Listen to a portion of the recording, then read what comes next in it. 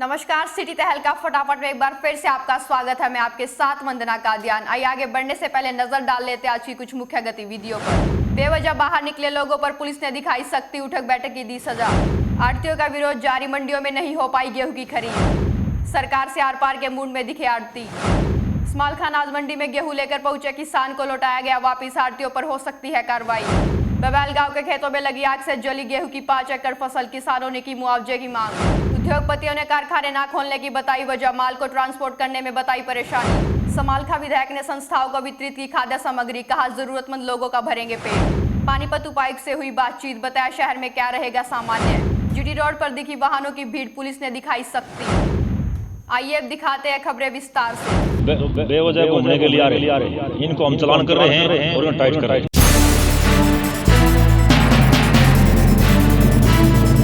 इस वक्त संपूर्ण देश लॉकडाउन है और लॉकडाउन के चलते पुलिस प्रशासन पूरी तरह से सतर्क है। जनता लॉकडाउन का पालन करे, इसके लिए पुलिस सख्ताई से पेश आ रही है। जो लोग बेवजह घरों से बाहर निकल रहे हैं उन पर पुलिस प्रशासन कार्रवाई भी कर रहा है। उनके चालान हो रहे हैं और वाहनों को इम्पाउंड भी किया जा रहा है। आज भी बरसत रोड के भैंसवाल मोड़ पर लगे नाके पर पुलिस कर्मचारियों ने बेवजह घरों से बाहर निकलने वालों पर सख्ती से पेश आई और उनसे घरों से बाहर निकलने के कारण पूछे। वही जब इस बारे में पुलिस अधिकारी से बातचीत की गई तो उन्होंने कहा कि आज भी 70% लोग बेवजह घरों से बाहर निकल रहे हैं और तरह तरह की बहानेबाजी बना रहे हैं।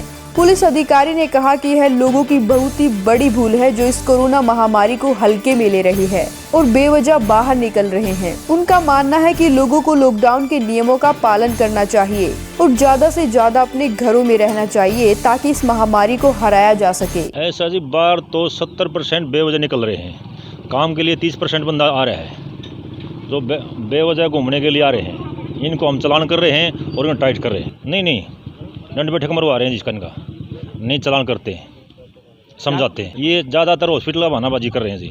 मैंने हॉस्पिटल में जाना है, को 2017 की पर्चे ले रहा है, को 18 के ले रहा है, को 19 के ले रहा है। ज़्यादा बैक डेट की पर्चे रखते हैं। हाँ, सख्ताई पूरी बरती जा रही है। चालानों किए जा रहे हैं, गाड़ी इम्पाउंड की जा रही है। वही जब इस बारे में अन्य लोगों से बातचीत की गई तो उन्होंने कहा कि भैंसवाल मोड़ पर लगे पुलिस नाके पर सबसे ज्यादा सख्ताई है और पुलिस अपनी ड्यूटी बखूबी निभा रही है। से बाहर निकल रहे हैं, एक बार है बस, एक औरत बिठाई, चल भाई दवाई कर जावे। किसी के पास पर्चा नहीं, किसी के पास एक साल का पर्चा है, यो पर्चा है जी हमारे पास दवाई का। ये लोगों के पास बनना है। लोग घर में रहना चाहते, ना बीमारी के बारे में लोग समझना चाहते, ना समझ रहे। ये तो बनना है, ये तो बनना है। सच्चाई क्या है? सच्चाई तो ये है कि भाई ये लोग घर में रहना चाहते, लोगों ने फ्री खाने की आदत और फड़ गई खामा खाई। हाँ बहुत है यार उनके पास। ये लोग जो आ रहे हैं इनको क्या जरूरत है आगे जाने की? सरकार कह रही है भाई रुको, सुबह से लेकर शाम तक नाके में क्या हाल है देखो, आप देख रहे हो, लेकिन लोग मानने के लिए तैयार ही नहीं है।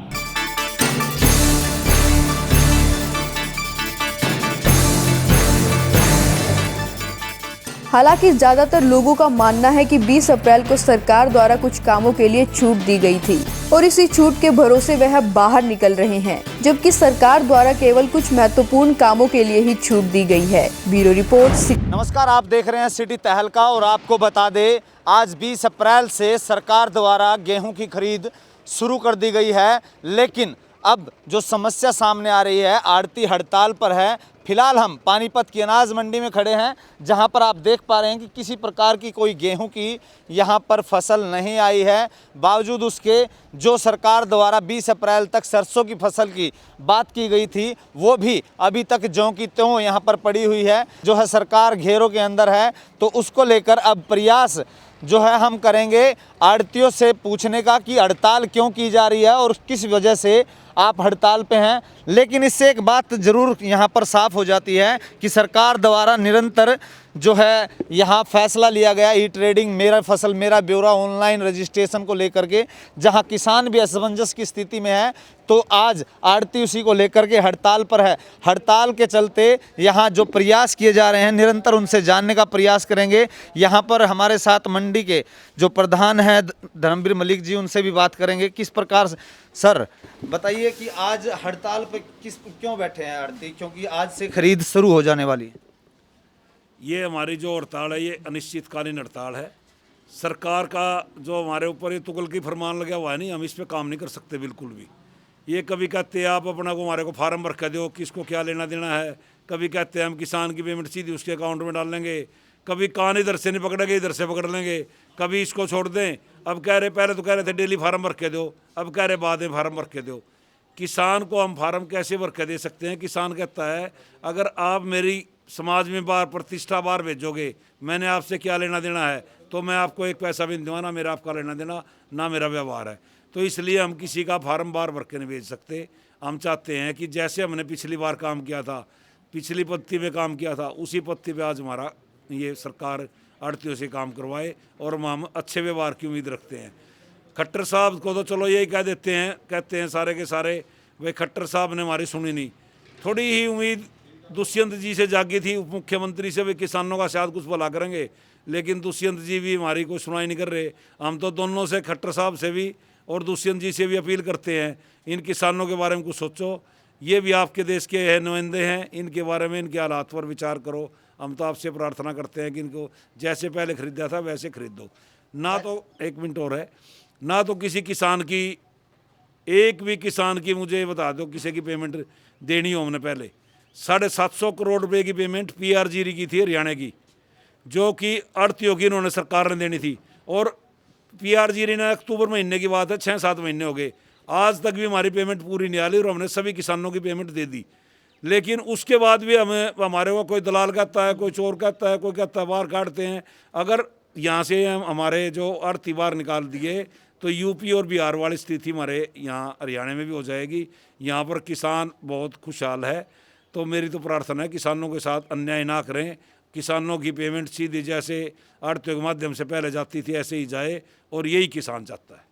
तो यही किसान चाहता है। यह प्रधान धर्मवीर मलिक जो कि मंडी के प्रधान हैं, उन्होंने कहा, और भी आड़ती हमारे साथ हैं।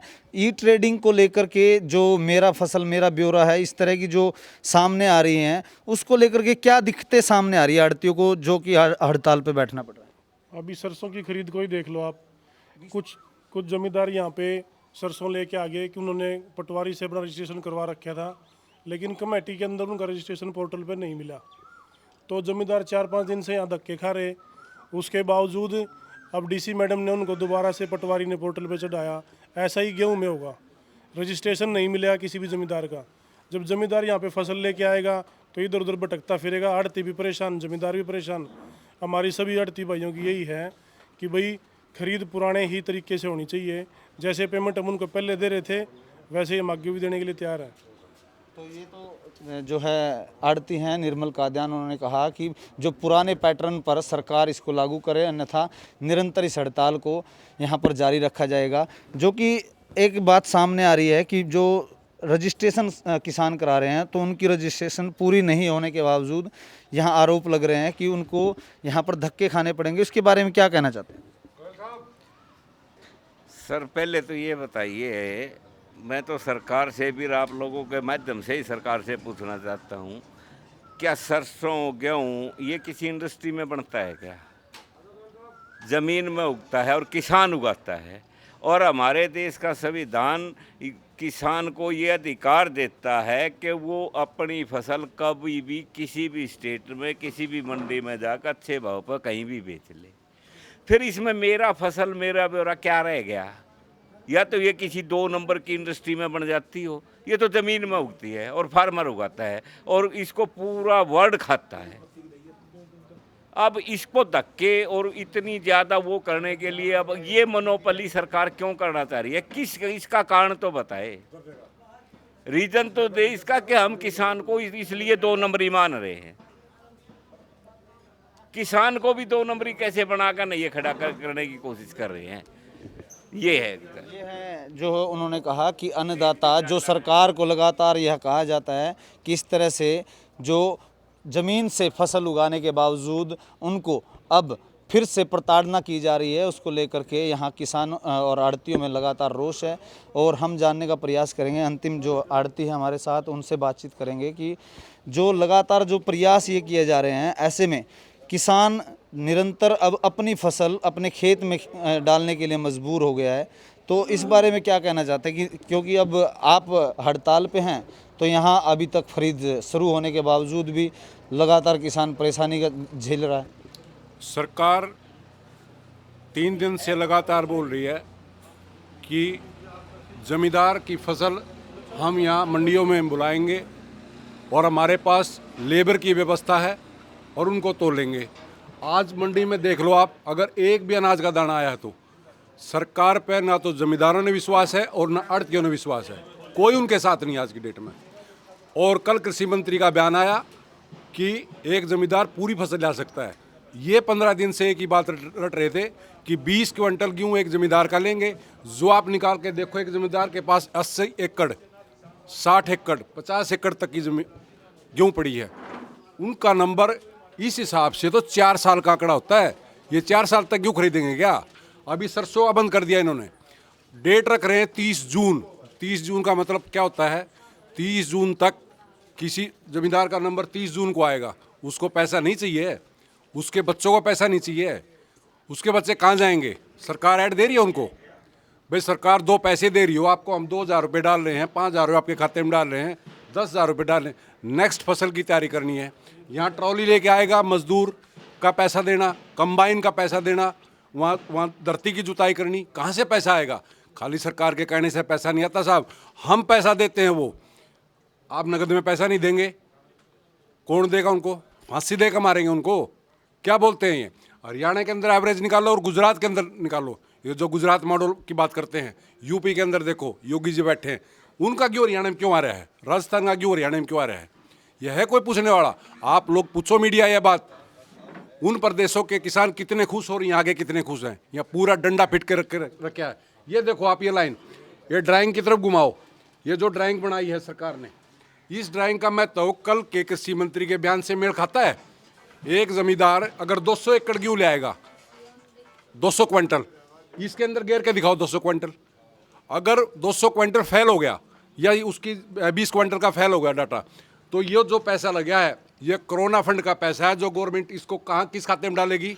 पानीपत मंडी का बजट देखो उनका, एक ठेकेदार ने कितना पैसा लगाया, वेस्ट है, इसका कोई फायदा नहीं है। क्या नाम है सर? दिनेश सिंह। सरकार वाहियात के पैसे जो अभी क्या बोल रहे हैं, जमींदार से 2 किलो काटेंगे, 5 काटेंगे। अभी चीफ मिनिस्टर साहब ने क्या कहा कि स्कूल से हर बच्चा 5 रुपये देगा। ये 5 रुपये यहाँ लगाएंगे। ये देखो ना, आप दिखाओ ना गवर्नमेंट को, क्या फायदा है इसका? आज विशेषज्ञ बुलाओ, अगर इसका कोई फायदा हो, और इसका कितना बजट किस ठेकेदार बना के देगा? वाहियात के पैसे। बोलती सरकार मेरे पास पैसा नहीं है। क्या हो रहा है ये? आप लोग पूछो उनसे। तो अब स्थिति में निरंतर आपका क्या है कि आपकी बातें नहीं मानते हैं तो आप हड़ताल पे निरंतर रहेंगे या क्या? बिल्कुल निरंतर पे, बिल्कुल। जमींदार भी और आड़ती भी। हम तो यहाँ बैठे हैं, लेकिन आप देख लो ना मंडी में कौन सा गेहूँ आया है। और सरकार व्यवस्था करे 30 जून तक जो गेहूँ लेगी, उन लोगों को पैसे दो ना जाके घर पे, उनके बच्चे भूखे मर रहे हैं। ये पानीपत हमारा शहर है, यहाँ पे लोग चलो ठीक है कुछ का, उनके बच्चे बीमार हो रहे, कहाँ से पैसा आएगा? है पैसा जमींदार के पास? आप लोग पूछाओ ये बातें। और मीडिया में जो खबरें हम दे रहे हैं ना, वो मीडिया वहीं कट रही हैं खबरें। न्यूज़ चैनल पे कितनी खबरें चल रही हैं, ये सोशल मीडिया की खबरें हैं जितनी हम देख रहे हैं। किसी भी न्यूज़ चैनल ने छोटी छोटी खबरें, अखबार का मेन फ्रंट पे कोई भी खबर नहीं है आज भी। सिर्फ डिस्ट्रिक्ट पे उस पर खबरें आ रही हैं। क्यों आ रही हैं साहब? डिस्ट्रिक्ट लेवल पे खबरें आ रही हैं जी। स्टेट लेवल के किसी भी अखबार पे देखो ना, ऊपर कोई खबर ही नहीं। क्यों नहीं लगा रहे? मीडिया भी हमारे साथ नहीं है, ना किसानों के साथ है। कोरोना तो जमींदारों को हो गया, इन्होंने कर दिया। ये जी के करेंगे क्या? अरे गेहूं देखो ना, आप जाकर गांव में देखो, हकीकत में मिट्टी में गेहूं पड़े हैं, उनके पास बारदाने नहीं है। क्या बोलता था मुख्यमंत्री क्या स्टेटमेंट दिया था? वो निकालो ना, कि जमींदारों को बारदाना दूंगा और वो अपने बारदाना भर के सफाई करके लगा के रखो, और मंडियों में जो उनका टाइम आगा तो लो। कहाँ है वो वादे? और कहाँ 125 रुपये? बोलता है कोई आपका डिप्टी चीफ मिनिस्टर? क्या बोलता है? सेंटर से जब पैसा हमने उसके लिए भेज दिया और रिकमेंड होकर आएगा ना फाइनल होके, जब हम पैसा देंगे। है कोई पूछने वाला मीडिया?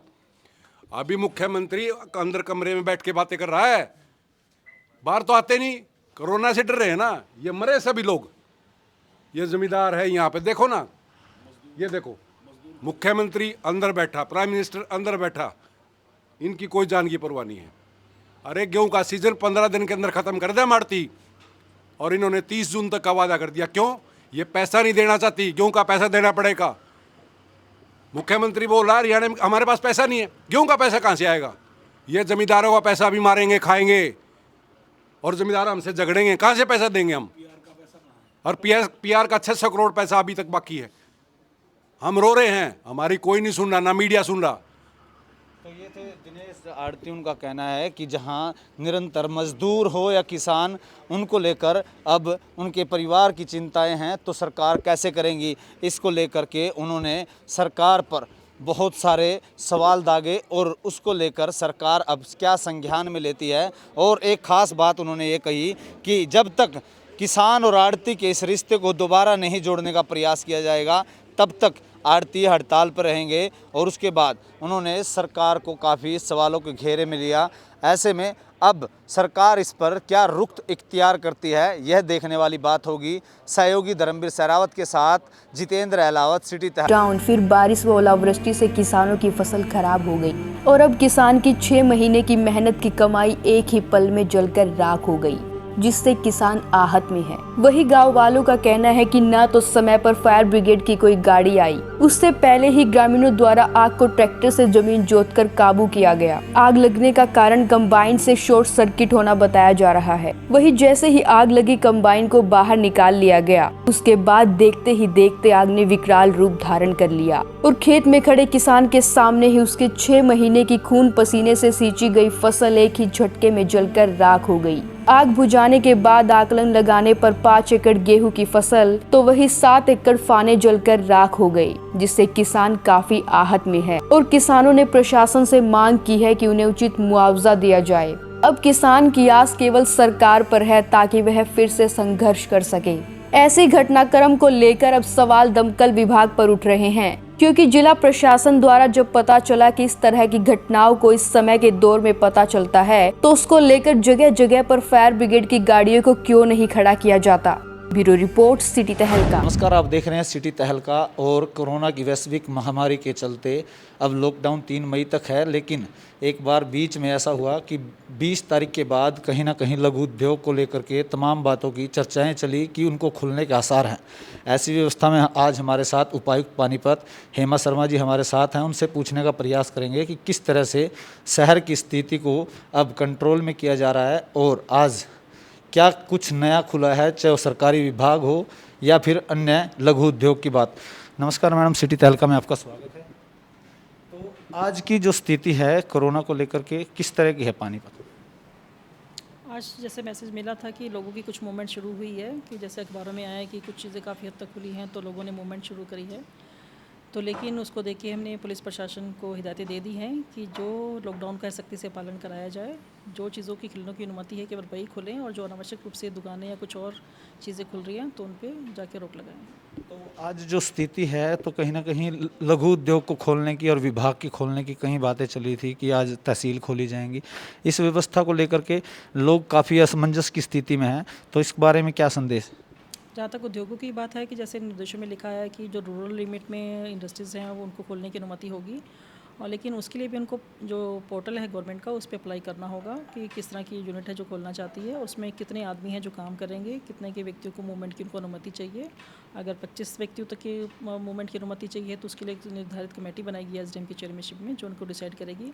इसी तरह से 2 कमेटियाँ और बनाई हैं सरकार ने कि अगर 25 से 200 व्यक्तियों की मूवमेंट की परमिशन चाहिए या 200 से ज़्यादा आदमियों की मूवमेंट की परमिशन चाहिए, तो उसके लिए पोर्टल पे अप्लाई करेंगे, और जो संबंधित कमेटी है वो इसको डिसाइड करेगी कि उनको परमिशन देनी है और कितनी देनी है।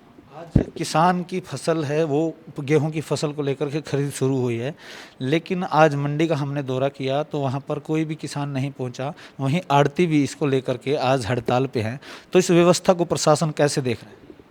कुछ जगह परचेज शुरू हुई थी, जैसे उरलाना में और हर में कई जगह शुरू हुई है, लेकिन कुछ जगह सूचना में थी कि अभी किसान फसल लेके नहीं आए और आड़ती भी वहाँ पे उपलब्ध नहीं थे, तो उनसे बातचीत की जा रही है और बातचीत से उसका समाधान निकाला जाएगा। तो इसमें आड़ती आज हड़ताल पे है, तो इस व्यवस्था को लेकर के उनका कहना है, आरोप है कि सरकार उनकी बातें नहीं मान रही। मेरा फसल मेरा ब्यौरा को लेकर के ऐसी स्थिति है जहाँ पर किसान भी असमंजस में है तो आड़ती भी। तो इसको लेकर के जो खरीद आड़ती के थ्रू होनी है, लेकिन हड़ताल पे जाने के बाद किसान नहीं आ रहे, तो इसको लेकर के क्या करें? उनसे बातचीत करके समस्या का समाधान किया जा रहा है, क्योंकि काफ़ी हद तक सरकार ने उनकी बातें मान ली हैं कि जिस तरह से उन्होंने डिमांड की थी।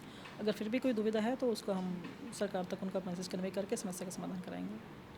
आज सड़कों पे निरंतर देख रहे हैं कि वाहनों की जो है संख्या बढ़ती जा रही है, लोगों में असमंजस, इसको लेकर के सभी ग्रामीण क्षेत्र की हो या शहरी की, लोगों को क्या संदेश?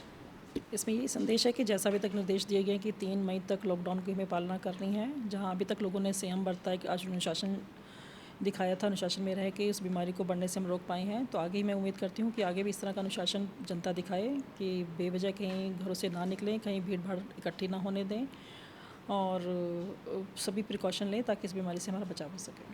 तो मंडियों में जैसे कि मजदूरों की व्यवस्था है, उसको लेकर के कहीं ना कहीं किस तरह की व्यवस्था की गई है? किसानों को मास्क की हो, सैनिटाइज की हो, ताकि कोई संक्रमण ना फैले, उसको लेकर के क्या व्यवस्था? सभी मंडियों में मार्केटिंग बोर्ड की तरफ से मास्क भी उपलब्ध करवाए गए हैं, सैनिटाइजर भी उपलब्ध करवाए गए हैं और ये भी निर्देश दिए गए हैं कि जो भी कमाईस आ रही हैं, जो फसल काट रही हैं, उनकी भी सैनिटाइजेशन को इंश्योर किया जा रहा है कृषि विभाग की तरफ से भी। और जो भी उनके साथ ड्राइवर या जो भी लेबर आती है उनका भी हम मेडिकल एग्जामिनेशन कमेटी बना के करा रहे हैं ताकि इस तरह की कोई कार्रवाई ना हो जिससे कि किसी को नुकसान ना पड़े। उपायुक्त पानीपत हेमा शर्मा जी, जिन्होंने कहा कि निरंतर प्रशासन की तरफ से प्रयास किए जा रहे हैं, वो चाहे किसान की समस्या हो या फिर लघु उद्योग को लेकर के, उसको लेकर के बातचीत चल रही है और जल्द ही इसका समाधान भी निकाला जाएगा। और लोगों से अपील की है कि आप लॉकडाउन का उल्लंघन ना करें। यदि इस प्रकार से आप बेवजह घर से बाहर निकलेंगे तो आप पर कार्रवाई हो सकती है। इस व्यवस्था को लेकर सिटी तहलका भी अपील करता है कि लॉकडाउन का आप उल्लंघन ना करें, बेवजह घर से बाहर ना निकले ताकि इस संक्रमण की चैन को तोड़ा जा सके। धर्मवीर सहरावत के साथ जितेंद्र अहलावत, सिटी तहलका, पानीपत। वायरस के खिलाफ जंग में समालका हलके के विधायक अहम रोल अदा कर रहे हैं। उन्होंने पहले जहां अपने निजी कोष से कोरोना राहत कोष में 21 लाख रुपए की राशि दी थी, वहीं अब हलके में कोई भी भूखे पेट न सोए, इसको लेकर अनूठी पहल की है। विधायक ने हलके में जरूरतमंद लोगों को खाना वितरित करने वाली सामाजिक व धार्मिक संस्थाओं को राशन वितरित किया। विधायक ने कहा कि संकट के समय में सभी के सहयोग से जीता जा सकता है। उन्होंने कहा कि लॉकडाउन के दौरान जिस तरह से पुलिस और प्रशासन काम कर रहा है वो सराहनीय है। वहीं जो सामाजिक सेवी जरूरतमंद लोगों को खाना पहुंचा रहे हैं, उनकी जितनी सराहना की जाए कम है। तो ऐसा देखिए, आज जो हमारा प्रदेश भी, पूरा देश संकट की घड़ी से गुजर रहा है और मैं समालका वासियों का धन्यवाद भी करना चाहूँगा, पूरा प्रशासन का, पुलिस कर्मचारियों का, अधिकारियों का, डॉक्टर्स का और नर्सिस का, जो उन्होंने इतना भारी अपना एक योद्धा के रूप में इतना मुकाबला कोरोना से किया। मैं वैसे बधाई के पात्र, खासकर समालका की जनता, जो हमारे ट्रस्ट हैं, जो हमारे सेठ लोग हैं, हमारे व्यापारी लोग हैं। आज से जब से लॉकडाउन शुरू हुआ, जब से लगातार भंडारा चल रहा है, मैं जहाँ खड़ा हूँ यहाँ भी लोगों गरीबों के लिए देखो, लोग रिमोट डिस्टेंसिंग के पालना करते हुए, सोशल डिस्टेंस का पालना करते हुए इनका खाने का इंतजाम किया जाता है। सीनियर स्कूल में भी हमारे समालका में करीब 250-300 वहाँ प्रवासी मजदूर हैं, उनका सुबह शाम दोनों टाइम खाना बनाया जाता है और सभी का बड़ा भारी योगदान है। सभी हमारे काउंसलर साहिबान हैं, हमारे चेयरमैन हैं नगर पालिका के, हमारे मंडी के चेयरमैन भी खड़े हैं, 8 लोग सभी खड़े हैं। सभी सोशल डिस्टेंसिंग की पालना करते हुए, लॉकडाउन की पालना करते हुए, नियमों की पालना करते हुए सभी अपनी ड्यूटियाँ पर लगे हैं। और मैं भी आज मंडी में दौरे पर आया हूँ और मंडी का मैंने जायजा लिया। वो किसानों के बारे में जो कुछ दूरियाँ शिकायतें ही, कंप्लेंट थी, मैंने सीए मार्केटिंग बोर्ड के माध्यम से और कुछ काउंसलरों की शिकायत थी जो राशन बांटना था गरीबों में, उनके घरों में पड़ा हुआ है। विधायक ने कहा कि संकट के समय में ऐसा तालमेल सिर्फ भारत में देखने को मिल रहा है, इसलिए विश्व में हमारा देश महान है। वहीं उन्होंने शारीरिक दूरी का पालन करने का आह्वान करते हुए कहा कि सावधानी ही सुरक्षा है। उन्होंने कहा कि हलके की जनता की सेवा मेरी प्राथमिकता है। वहीं सचिन मित्तल ने कहा कि विधायक ने ये अनूठी पहल की है, उनके इस योगदान से जरूरतमंद लोगों को काफी राहत मिलेगी। इस मौके पर सचिन मित्तल, विजेंद्र गर्ग सहित अन्य कई लोग मौजूद रहे। ब्यूरो रिपोर्ट, सिटी तहलका। देश के प्रधानमंत्री नरेंद्र मोदी द्वारा 3 मई तक लॉकडाउन बढ़ाया गया था और वहीं 20 तारीख तक सख्ती से पालन करने की बात कही थी। उसके बावजूद यह भी सामने खबरें आई थी कि कुछ राहत दी जाएगी तो कुछ लघु उद्योग को खोला जाएगा। ऐसी व्यवस्था को लेकर के पुलिस प्रशासन तक क्या गाइडलाइन है, आज हमारे साथ जो है इंचार्ज हैं विकास जी, उनसे बात करेंगे कि किस प्रकार से आज रोडों पर जिस प्रकार वाहनों की जो संख्या है देखने को मिल रही है, बढ़ रही है, तो अब क्या हिदायतें सामने आ रही हैं कि लगातार जो रोड पे संख्या बढ़ती जा रही है, तो क्या गाइडलाइन है, कुछ छूट की गई है किन लोगों को? हमें जो पहले गाइडलाइन सरकार की तरफ से मिली हुई थी उसके अंदर जो आज किसान जो गेहूं या सरसों लेके आया हुआ है उसको छूट दी गई है। और उसके अलावा जो कोई भी अगर मैकेनिक है या किसी तरह की परचून की या डॉक्टर वगैरह, इन्हीं को आने जाने की, बाकी लोगों को गलतफहमी के कारण रोड पे आ गए हैं कि भाई ये सोच रहे हैं कि लॉकडाउन खुल चुका है, हम आदमी निकल रहे हैं। इस कारण आज थोड़ी सख्ताई ज़्यादा की गई है और हर नाके को थोड़ा और ज़्यादा टाइट किया गया है, ताकि हर व्यक्ति को समझाया जा रहा है और बेवजह घूमने वाले के खिलाफ चालान किया जा रहा है। तो इस व्यवस्था को तोड़ने के लिए लोगों को लगातार यहाँ पर देखने को मिल रहा है कि वाहन बढ़ रहे हैं, तो लोग जो बिना काम से बाहर आ रहे हैं तो उस पर किस तरह की कार्रवाई है? जो बेवजह बाहर आ रहे हैं, हम ट्रैफिक पुलिस उसके व्हीकल को इम्पाउंड कर रही है। अगर उसके पास कोई डॉक्यूमेंट्स नहीं है, अगर कोई परमिशन नहीं है, तो उसके व्हीकल को इम्पाउंड कर रही है। तो इस व्यवस्था को लेकर के लोगों को क्या संदेश देना चाहते हैं? क्योंकि अक्सर लोगों को ये ज़रूर महसूस हो रहा था कि 20 तारीख के बाद जो है ढील बढ़ती जाएगी, और कोरोना को लेकर जहां लगातार केस बढ़ते जा रहे हैं, ऐसे में क्या संदेश है? हम लोगों से यही गुजारिश करते हैं कि वो अपने घर पर रह रहे हैं। जब तक सरकार की तरफ से पूरी तरह आदेश पारित नहीं होते लॉकडाउन खोलने, तब तक अपने घर पर रहें। ये केवल किसानों को छूट दी है कि वो मंडी में आज आ सकते हैं, अपने गेहूँ और सरसों को बेच सकते हैं। उसके अलावा किसी प्रकार की कोई छूट अभी नहीं मिली है। ऐसे में पुलिस का काम और बढ़ गया है। जैसे लोगों के जहन में ये था कि 20 तारीख के बाद कुछ छूट मिलेगी, अब सख्ती से किस तरह से पुलिसकर्मियों को हिदायत दे रहे हैं आप? हम पुलिसकर्मियों को जो नाके लगे हुए हैं सबको थोड़ा और समझा रहे हैं कि भाई थोड़े हर आदमी को समझाया जाए कि भाई ये छूट नहीं है, उनकी गलतफहमी है, वो गलतफहमी उनकी दूर की जाए ताकि लोग घर पे रहें और इस बीमारी से छुटकारा पाया जा सके। ये हैं विकास कुमार जो ट्रैफिक इंचार्ज हैं। उन्होंने कहा कि निरंतर इस प्रकार से कोई भी यदि व्यक्ति बाहर से निकलता है तो उसके खिलाफ यहाँ पर कार्रवाई की जाएगी। वहीं दूसरी ओर आपको यह भी बता दें कि निरंतर जो है वाहनों की जो संख्या है वो कहीं ना कहीं बढ़ती नज़र आ रही है, कि लगातार जो सड़कों पर है वाहन, उसको लेकर अब पुलिस और भी सख्त नज़र आ रही है, ताकि किसी प्रकार से कोई संक्रमण का खतरा न फैले। और इस स्थिति में हर व्यक्ति की वहां पर चेकिंग की जा रही है व्यवस्थाओं को लेकर।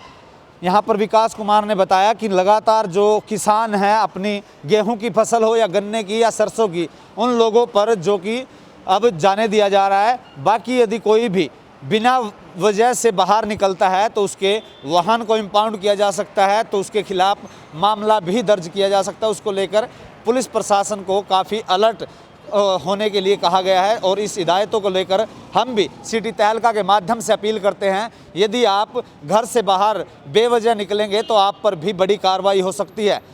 लगातार तस्वीरें सिटी तहलका के माध्यम से हम आपको दिखाएंगे, आप हमारे साथ बने रहे। सहयोगी धर्मवीर सहरावत के साथ जितेंद्र अहलावत, सिटी तहलका, पानीपत। औद्योगिक नगरी कहे जाने वाले पानीपत के उद्योग आज पूरी तरह से बंद हैं। यह उद्योग कब शुरू होंगे इसके बारे में भी अभी कुछ कहना संभव नहीं है, मगर लॉकडाउन के चलते प्रदेश सरकार द्वारा दी गई छूट के आधार पर 20 अप्रैल को इन उद्योगों को चलाया जाना था। मगर इस बारे में उद्यमियों से बातचीत की गई तो उन्होंने उद्योग चलाने से मना कर दिया। इस बारे में डायर्स एसोसिएशन के प्रधान भीम राणा ने बताया कि जब तक देश से संपूर्ण लॉकडाउन नहीं हटेगा, जब तक उद्योगों को चलाया जाना ठीक नहीं है, क्योंकि यदि उद्योग चलाए भी जाए तो तैयार माल लाने ले जाने में परेशानियां आएंगी। अभी तो हम एक राउंड मारने आए थे, पोजीशन देखने। फैक्ट्रियाँ सब बंद है, यहाँ पे 100% बंद है।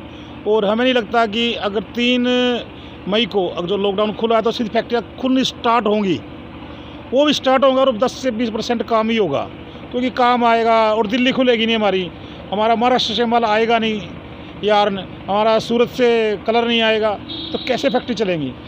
ये तो जब तक पूरा इंडिया एकदम खुलेगा नहीं, जब तक ये लगता नहीं फैक्ट्रियाँ चल पाएंगी। हाँ, कुछ 10-20% है, ज़रूरत है, वो चल सकती है थोड़ी बहुत।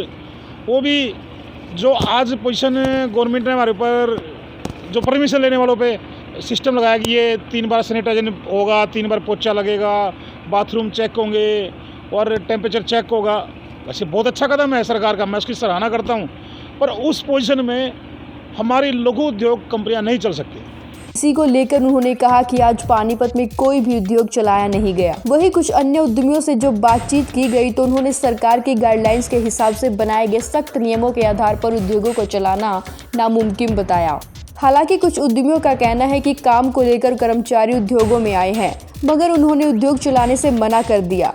उनका कहना है कि यदि उद्योगों में कर्मचारी आते हैं और किसी को कुछ परेशानी आती है तो इस पूरे लॉकडाउन का समय व्यर्थ हो जाएगा। गाइडलाइन के हिसाब से कोई भी लघु उद्योग नहीं चल सकता। दूसरा, कोरोना वायरस एक ऐसा वायरस है, अगर कुछ दिक्कत होगी तो फैक्ट्रियों के ऊपर FIR दर्ज का भी प्रावधान है। तो इसलिए हमने यही डिसीजन लिया है भी हम 3 तारीख के बाद ही स्टार्ट करेंगे, जैसे सरकार हमें आदेश देगी। जबकि हमारे पास आज 20 तारीख से हमारे प्रधान जी ने परमिशन ले रखी है भी डाई हाउस चल सकते हैं, परंतु हमारा पूरा सेक्टर इस समय डाइंग बंद है।